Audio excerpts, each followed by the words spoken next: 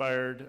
The gentleman from Ohio, Mr. Carey, is recognized for 5 minutes. I want to thank the chairman. I want to thank the ranking member. I do have some questions, but I want to use a little point of personal privilege.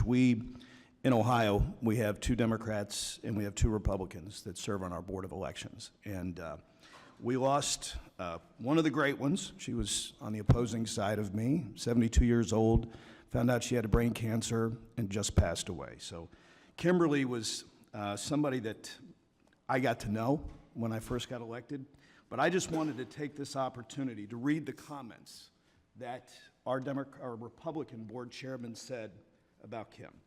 He told the Columbus Dispatch that he was very saddened and that she was a very decent person.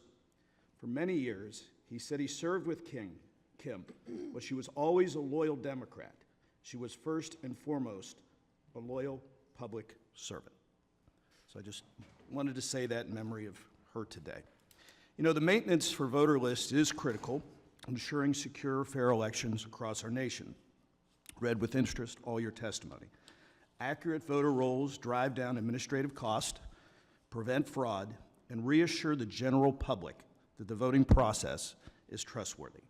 And to safeguard these vital process, the federal government previously took action by enacting the National Voter Registration Act and the Help America Vote Act. Now, I want to highlight some of the things that our Secretary of Frank LaRose from Ohio has done. In Columbus, the Secretary and his team annually audit the statewide voter registration database, frequently monitoring for voter inactivity, and reviews voting history from other states to identify double voters. Additionally, efforts by county boards of elections include regularly updating rolls to check for changes in addresses, possibly deceased voters, and the removal of duplicate registration. So, to ensure the transparency for Ohioans, the statewide voter registration database is actually posted weekly on the Secretary of State's website, and the public can view the daily voter registration snapshots to see which registrations were added, updated, or removed. So, Mr. Adams, I know there's a lot of information here, but why is transparency when conducting voter list maintenance important? Well, that's what Congress put into the NVRA so we can look. And we brought cases. We won a case in the First Circuit Court of Appeals for transparency. We just have a case in the Fourth Circuit on appeal where we beat South Carolina because they actually don't let anyone look at the rolls unless you're a registered voter, which totally violates the NVRA.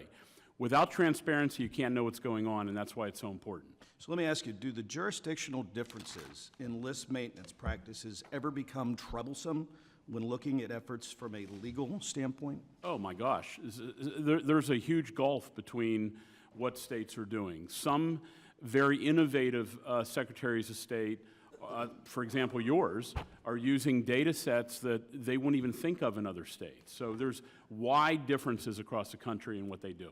Now, I know what our Secretary of State would say if I asked him this question, but I'm going to ask you. Should more states adopt Ohio's method of voter roll maintenance? Well, I can name Michigan ought to start. There's the top list. Yeah. But there's other states that desperately should get up to Ohio's standards that aren't even close. New York. Look, New York has enormous numbers of people without Social Security numbers or the HAVA mandated number in their database. And that's why I said the ranking member is going to have to mail campaign material wasting money because the voter rolls are messed up over a simple error. Well, I want to thank you. I want to thank all the witnesses for traveling here. And with that, Mr. Chairman, I'll yield back.